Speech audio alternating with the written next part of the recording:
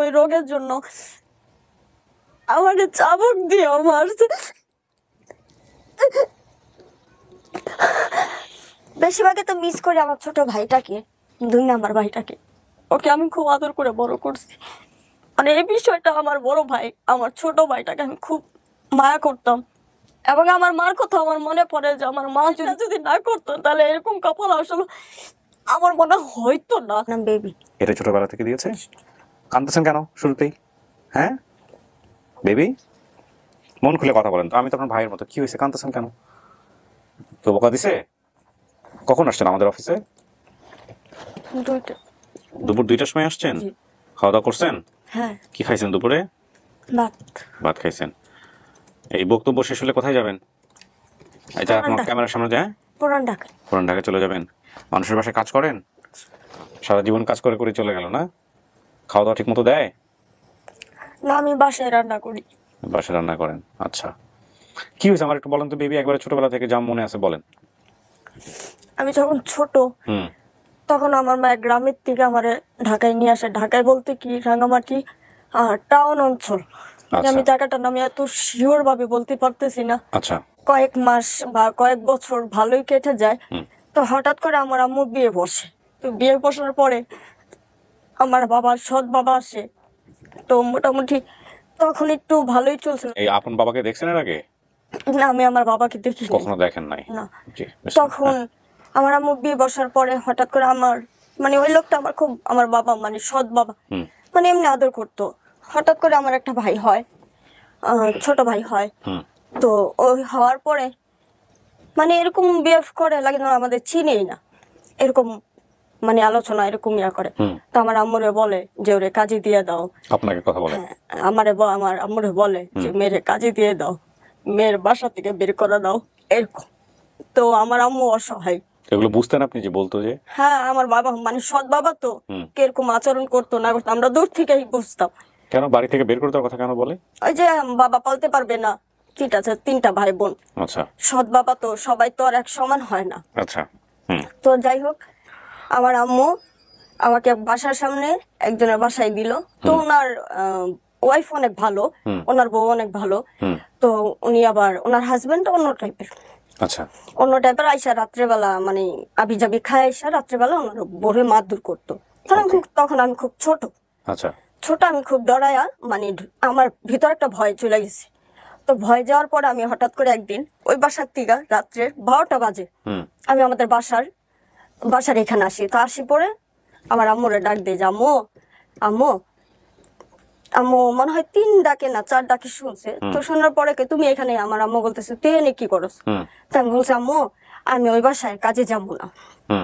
তো এই কথা বলার পরে তা আমার সৎ বাবা আম্মুর সাথে চিল্লাচিল্লি করতেছে। তো আমার আম্মুরা এক রুমে ঘুমাইছে, আমরা আমার এক ভাই আর আমি আলাদা রুমে ঘুমাইছি।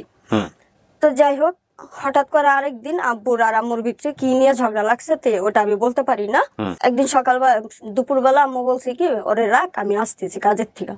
তো আমার ছোট বাইরে নিয়ে, যেরকম আমাদের বাড়ির সামনেই পুলিশ ক্যাম্প আছে, তো এখানে নিয়ে আমি আবার কি করলাম, আমার বাইরে নিয়ে খেলতেছি, ছোট বাইরে নিয়ে খেলতেছি আমি আর আমার 2 নাম্বার ভাই আর 3 নাম্বার ভাইটা। 3 নাম্বার ভাইটা ছোট।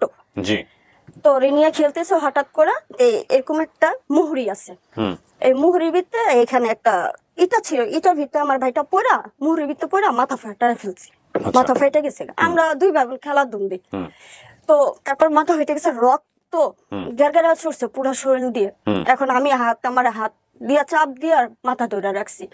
তো ধরে রাখার পরে মহল্লার মানুষ আমার বকতেছে, যেখানে আমরা ছিলাম এখানে মানুষ আমার বকতেছে, তাড়াতাড়ি করে কে জানি আমার আম্মুরে ডাক দিয়ে আনছে। আম্মু আইসা চিৎকার মারছে যে আমার ছেলের কি করছো, এটা কি করছো। তো তাড়াতাড়ি নিয়ে আমার আম্মু আবার হসপিটালে গেছে। হসপিটালে বলতে বলতে কি মনে হয় ফার্মেসির রুমে গেছে, ফার্মেসির দোকানে গেছে। তো যাই হোক ব্যান্ডেজ করায় আনছে। ওইখান থেকেই মানে আমার উপরে একটু বেশ অত্যাচার, আমার বাবা আবার সহ্য করতে পারতো না। কি করতো বাবা? মার দিত? এমনি মারধর করতো না, আমারে দেখতে পারতো না। তারপরে যাই হোক, আমার আম্মুর সাথে ওই ঘটনার পরের থেকে আমার ভাই ব্যথা পাইছে। ওই ঘটনার পরের থেকে আমার আম্মুরে বলে কি হয়তো মেয়েরা বের করবি, নাহলে আমি বের হয়ে যাবো। এই কথাটা আমার সৎ বাবা বলে। এই কথাটা বলার পরে এই কথাটা মনে আমি একটুখানি শুনছি, শোনার পরে আমি ঘর থেকে বের হয়েছি। বের হয়ে আমি জানি কোন মানে চাচির বাসা নাকি খালার বাসায় আমি যা বসে রয়েছি। তো বসে রয়েছে পরে আমার ভাইয়া যা বলতেছে যে আপু চলো বাসায় চলো। আমার 2 নম্বর ভাই, ওর নাম হচ্ছে কালু, আমার গায়ের রঙও কালো, আমার ভাইয়ের গায়ের রঙও কালো। তো আমার বলতেছে আপু চলো বাসায় চলো। আমি কই না আমি যাবো না, বাবা বকবো আমারে মারবো। না মারবো না, তুমি চলো। তারপর আমি গেছি। যাওয়ার পরে আমার আম্মু তো কথা শুনাইছে, বাবাও কথা শুনাইছে। তো শোনানোর পরে মনে হয় ওনাদের ভিতরে ওই রাত্রে মনে হয় একটু কথা কাটাকাটি হয়েছে আমারে নিয়ে। তারপর আমার আম্মু চিন্তা করলো বলতে কি আমার আম্মু একজনের বাসায় গেছে, ওই পোড়া বাড়ির সামনে একজনের বাসা আছে, ওই বাসায় গেছে। বাসায় যাওয়ার পরে আমার আম্মুরে মনে হয় বলছে কি ওই যে আমার মেয়ের ঢাকায় থাকে, আমার মেয়ের একটা মেয়ে দরকার আমার নাতিরে রাখার জন্য। তা আমার আম্মু এটা শুই না চিন্তা করলো যে আমার মেয়েরে তাহলে আমি দিয়ে দিই ওই বাসে কাজে দিয়ে দিই। পরে আমার আম্মু এটা শুই না আমার কাজে দিয়ে দিল, কাজে দিয়ে দিল। তারপরে ওইখানে গেছি, আমি কোনো কাজ পারি না, তারপরে যতটুকু পারছি করছি। ওনার মেয়েরা রাখছি। আমার একটা রোগ আছে, এটা আমার আম্মুও জানে। এটা এখন বলেন না তাহলে, হ্যাঁ সিক্রেট থাকবে। হ্যাঁ এটা আমার আম্মুও জানে। তারপরে দেখা গেছে যে ওই লোকটা ওই রোগের জন্য আমাকে চাবুক দিয়ে মারছে। যে বাসায় ছিলেন সেই বাসার বাড়িওয়ালা ওনার হাসবেন্ড আমার এমনও দিন গেছে চাবুক দিয়ে মারছে। তারপরে যাই হোক, হঠাৎ করে আমার আম্মু ফোন দিল, আমার কথা বলতে দিত না। যদি বলে দিতাম যে আম্মু আমার এখানে মারধর করে আমি এখানে থাকবো না, তার জন্য আমার কথা বলতে দিত না। আমার আম্মু যদি কথা বলতো ফোন দিত ওনার মার মোবাইল দিয়া, আমারে বলতো কি তুমি ওই বাচ্চাটা নিয়ে ওই ঘরে যাও, এগুলো করতো। আমার অনেক খারাপ লাগতো আমার আম্মু যখন ফোন দিত আমার কথা বলতে দিত না। তারপরে যাই হোক একদিন রোজার মাস, রোজা আসছে, কত রোজা আমার সেটা মনে নাই। রোজার মাসে অনেক ঝড় তুফান, মনে হয় অনেক ঝড় তুফান বৃষ্টি। তারপর আমার টাকা দিছিল উনি সিগারেট আর পান আনার জন্য। সিগারেট আর পান এই 2টা জিনিসই হবে। তা আমি এই ঝড় বৃষ্টির সময় দোকানপাট সব বন্ধ, তা আমি একটা গলির ভিতরে ঢুকছি। এই গলির ভিতরে ঢুকে কোন দিক দিয়ে আমি ঢুকছি আর কোন দিক দিয়ে বেরো হবো আমার মাথার ভিতর কোনো আসে না। তো দৌড়াইতে দৌড়াইতে একটা স্কুলের সামনে গেছি। ওইখানে একটা স্কুলও আছে, মেন আপনার টঙের দোকানও আছে, তারপরে একটা পুষ্কুনিও আছে ওইখানে স্কুলের সামনে, একদম কাছাকাছি, স্কুলের সামনের কাছাকাছি। ওই স্কুলের ম্যাডাম সারাদিন যখন পার হয়ে যায়, ওই স্কুলের ম্যাডাম আমারে জিজ্ঞেস করতেছে আচ্ছা তুমি এখানে বসে আছো কেন, তোমার বাসা কোথায়? আসলে তখন আমার ভিতরে কোনো সেন্স কাজ করতেছিল যে আমি কি বলবো, এখানে কোনো মানে সেন্স আমার কাজ করতেছিল না। আমার নাম জিজ্ঞেস করতেছে যে তোমার নাম কি। আমি তখন বলি না যে আমার নাম এইটা, যদি আমার ওই বাসায় দিয়ে আসে, যদি আমার আবার মারধর করে, এই কারণে আমি আমার নামটাও প্রকাশ করি নাই। যাই হোক, তো উনি আমার বলতেছে আজান দিয়ে দিছো, তুমি কি রোজা? তা আমি মনে হয় বলছি হ্যাঁ আমি রোজা, আর ওই দিন আমি রোজাই ছিলাম। যাই হোক, উনি আমারে নিয়ে গেছে ওনার বাসায়, উনি আমারে নিয়ে রাত্রেবেলা আশ্রয় দিছে। তো ওনার বাড়ি একদম ছোট, তো ওনারা রাখা একটা মানে বেশি মানুষ রাখার মতন ক্ষমতা ওনার নাই। উনি একটা ম্যাডাম হইলে কি হবে, ওনারও হাজবেন্ড নাই মনে হয়, ওনার একটা বাচ্চা, ওনার মা থাকে। বাসাটা অনেক ছোট ছিল। হ্যাঁ বাসাটা অনেক ছোট ছিল। উনি আমার রাখতে পারবে না, ওনারা আম্মু চিল্লাচিল্লি করতেছে, কারণ ওনারা আর্থিক অবস্থা একটু খারাপ, উনি আমার রাখতে পারবেন না। তারপরে দেখা গেছে ওনার এক বান্ধবীর বাসায় দিল। ওনার বান্ধবীর বাসায়ও আমি মনে হয় কোন রকম খালি রোজার ঈদটা করছি, ওনার বাসার সামনে, উনিও স্কুলের মাস্টার, ওনার বাসার সামনে অনেক বড় একটা পুষ্কুনি আছে, ওনার 2 ছেলে। তো হঠাৎ করে আমার মাথার ভিতরে মানে কোন ভূত চাপ ছিল আমি নিজেও জানি না, ওনার বাসার থেকে আমি নিজে বের হয়ে গেছি। কেন বের হয়ে গেছেন? বের হয়ে গেছি কেন, ওনার ছেলে আমার সাথে না শুধু মারামারি করতো। ওনার বড় ছেলের মানে স্বভাবটা একটু অন্য টাইপের ছিল। এই জন্য বলছি যে আমি ওনার বাসায় থাকবো না, আমি চলে যাব। আচ্ছা, যাই হোক, তারপর এখান থেকে বের হয়ে যখন আমি হাঁটা শুরু করছি, তখন দেখি কি একটা অনেক বড় রেল স্টেশন। তো রেল স্টেশন দিয়ে হাঁটতে হাঁটতে দেখি কি আমি একটা বাজার, তো আমি যখন বাজারে গেছি প্রায় 1 থেকে 2 ঘন্টা নাকি 3 ঘন্টা আমি ওইখানে বসা ছিলাম। তো বসা ছিলাম, পরে একজন মহিলা আমার মনে হয় ফলো করে জিজ্ঞেস কর, মানে দূর থেকে জিজ্ঞেস করছে যে তুমি এখানে বসে আছো কেন, তোমার বাসা কোথায়? আচ্ছা, ঠিক আছে, এই কথা যখন বলছে তখন ওনার মুখের দিকে আমি তাকায় রয়েছি। তো উনি বলতেছে তুমি কোথায় যাবা? তো আমি কোথায় যাব? তো হঠাৎ করে একটা বাস আসলো, বাস আসার পরে মানে একটা জায়গার নাম বলছে, জায়গার নামটা আমার সেটা স্মরণ নেই। তো জায়গার নামটা যখন বলছে না, তখন ওই মহিলারা বলছে আমি এই জায়গায় যাবো, ওই যে বাস স্ট্যান্ডের লোকটা যে জায়গার নাম কন্ট্রাক্টদারি যে জায়গার নাম বলছে আমি এইখানে যাব। তো আমি টাকা নেই আমার কাছে, টাকা নেই। তো উনি আবার কি করছে, ওই আন্টি আবার কি করছে, আমাকে মনে হয় 10 টাকা নাকি 5 টাকা দিছিল বাস ভাড়া।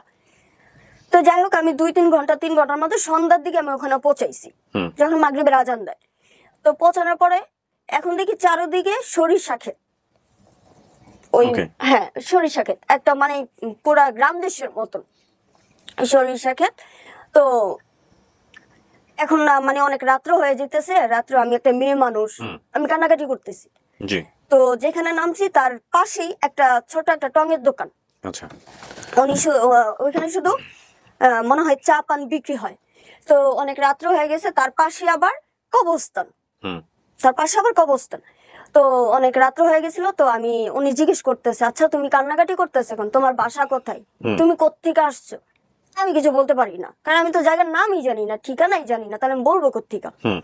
তা উনি বলতেছে তোমার নাম কি? আমি তখনও নাম বলি না ওনাকে। তো উনি বলতেছে তুমি কি আমার সাথে যাবা? আমি কি কই? কয় আমাদের বাসায়। তো উনি আবার, আমি তখন ছোট, তো উনি আবার আমার এই ক্ষেতের রাস্তা দিয়া উনি আবার আমাকে এই কাঁধে করে নিয়ে গেছে ওনার বাসায়, ক্ষেতের লাইন দিয়া কাঁধে করে ওনার বাসায় আমাকে নিয়ে গেছে। তো ওনার ঘরে মা আছে, ওয়াইফ আছে, নতুন বিয়ে করছিল মনে হয়, ওয়াইফ আছে। তো ওনার ওয়াইফরে বাসায় আমি যখন রুমে গেছি তখন ডাক দেওয়ার পরে বলতেছে ওনার ওয়াইফ বলতেছে এই মেয়েটা কে? আরে দেখো না, আমার দোকানের সামনে অনেকক্ষণ ধরে বৈশা রয়েছে, আবার কান্নাকাটিও করতেছেন, কোত্থেকে আইছে না আইছে কিছু জানি না, তো এজন্য আমি এখানে নিয়ে এসেছি। মেয়ে মানুষ এত রাত্রে কই যাইব? তারপরে যাই হোক, এখানে আবার ওনার সকালবেলা ওনার মাও আমারে দেখে চিল্লাচিল্লি করতেছে। ওনার আর্থিক অবস্থা একটু খারাপ, ওনার মাও চিল্লাচিল্লি করতেছে যে একটা মেয়ে আনছোস, কি খাওয়াবি, কোথায় রাখবি, কি করবি? তো হঠাৎ করে পাশের বাড়ির আরেকজন বলতেছে কি আমার একটা মেয়ে দরকার কাজের। তো ওই ভাইয়াটা আবার আমারই দিয়ে দিছে ওনার বাড়িতে কাজ করার জন্য। তা কাজ করার জন্য দিয়ে দিছে। তো আমি গেছি, যাওয়ার পরে প্রায় মনে হয় 10-12 দিন আমি কাজ করছি। তা আমার যে একটা ওই রোগ বলছিলাম না, এই রোগটার জন্য উনি আর রাখবে না আমাকে। আচ্ছা, রাখবে না। তো এখান থেকে আমি আবার এই যে লোকটা আমার এই রাস্তার থেকে আনছে, এই লোকটার বাসায় আবার গেছি। আচ্ছা, বাসায় যাওয়ার পরে ওই লোকটার মা আবার চিল্লাচিল্লি করতেছে। এর ভিতরে আবার ওনাদের কি আত্মীয় হয় নাকি একদম ঘরের সাথে বা মানে বাড়ির সাথে উনি আমারে নিয়ে গেছে, ওনার বোন লাগে না কি লাগে তো অবশ্য আমি জানি না।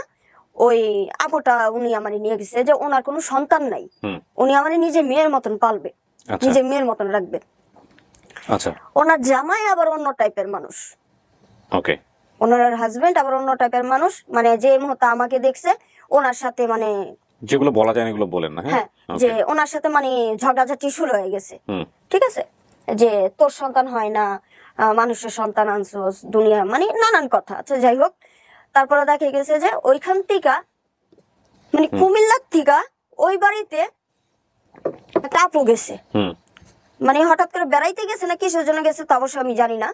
তো ওই আপুটা আবার আমারে বলতেছে আমার একটা মানুষ দরকার আমার বাচ্চাটাকে রাখার জন্য। তো উনি আবার আমাকে কি করছে, ওই যে কুমিল্লার থেকে গেছে ওনার কাছে দিয়ে দিছে, ওনার কাছে দিয়ে দিছে। তো ওনার বাসায় আবার মনে হয় আমি 5-6 মাস ছিলাম। তো 5-6 মাস পরে আবার ওনার সাথে আমার সাথে কি নিয়ে জানি একটু ঝগড়া হয়েছে নাকি কি নিয়ে জানি একটু কথা কাটাকাটি হয়েছে। তো ওই সন্ধ্যার দিকে আমি আবার ওনার বাসার থেকে বের হয়ে আসেরা, যেরকম সন্ধ্যা হয়ে গেছে তো রাত্রে 8টা বা 9টা হয়ে গেছে। তো পাশের বাড়ির আবার একটা গেট আছে, গেটের সামনে যা আমি কান্নাকাটি করতেছি। তো ওই বাসার মহিলা বের হইছে, বের হওয়ার পরে আমারে বলতেছে তুমি কান্নাকাটি করতেছো কেন, তুমি না ওই বাসায় কাজ করতে, ওই বাসায় থাকতে। আমি বলছি হ্যাঁ দেখেন না আমার সাথে কেমন জানি করে, আমি ওনার বাচ্চারা ব্যথা দেই নাই। উনি নাকি বলতেছে ওনার বাচ্চারা নাকি আমি বলে ব্যথা দিয়েছি, আমি নাকি মারছি। তো এর জন্য ওনার বাসা থেকে আমি বের হয়ে গেছি। তো উনি আবার এগুলো শুই না ওনার বাসা আমায় নিয়ে গেছে। তো নিয়ে যাওয়ার পরে রাখছে, রাখার পরে এখন বলতেছে আমার মা আছে ঢাকায়, আমার বড় বোন আছে, তোমার তো আমার বাসায় রাখতে পারো না, আমার তো কাজের মেয়ের দরকার নাই, তুমি বরং ঢাকায় আমার বড় বোনের কাছে চলে যাও। হুম। ঠিক আছে, এটা বলছেন নান্নি, এই কথাটা বলছেন নান্নি যে আমার বড় বোনের কাছে চলে যাও, আমার বড় বোনের কোনো সন্তান নেই, আর শুধু আমার বাড়ির কাজকর্ম করবা আর আমার মারে দেখাশোনা করবা। আচ্ছা। এরপরে এখানে ওই কুমিল্লার থেকে আবার এখানে আসি, আর রামপুরা উত্তরপাড্ডায় আসি। তো আসার পরে যাই হোক তখন ওইখানেই আমি বড় হলাম। ততদিনে তো পরিবার থেকে আপনি হারাই গেছেন অলরেডি, জি। তাই না? এরপর তো বিভিন্ন পরিবারের হাত বদলেছে। হ্যাঁ। আপনি অনুষ্ঠানের খোঁজ পাইলেন কিভাবে, যে অনুষ্ঠানে আসলেন? অনুষ্ঠানের আসলে আমি এটা কখনো দেখি নাই বলতে কি আমি মানে একজনের সাথে একটু কথা বলি, আমার ভালো একটা বেস্ট ফ্রেন্ড, ওনার সাথে কথা বলি। তো উনি হঠাৎ করে এগুলা দেখে, আপনার এই বিষয়গুলো উনি দেখে। তো হঠাৎ করে আমার আগেও একবার বলছিল, তখন আমি বেশ একটা গুরুত্ব দিইনি বলতে কি আমি লেখাপড়া জানি না, কোনো কিছু জানি না, আমি বলবো কি। তো উনি বলতেছে, উনি বারবার বলতেছে তুমি একটু যাও, তুমি একটু যাও।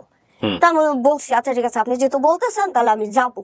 আচ্ছা। মানে ওনার মাধ্যমে আমি আপনার ফোন নাম্বারটা বা আপনার অ্যাড্রেসটা হ্যাঁ আমি পাইছি। পাওয়ার পরে আপনি এখানে যোগাযোগ করেন, তারপরে আমি এখানে যোগাযোগ করি। হ্যাঁ। ওকে। সো আপনার গল্প আমরা শুনলাম। এখন বাবা মায়ের কথা কি মনে পড়ে যে আসলে বাবা তো নাই, সৎ বাবা বলতে গেলে আসল বাবাকে আপনি দেখেন নাই কোনোদিন?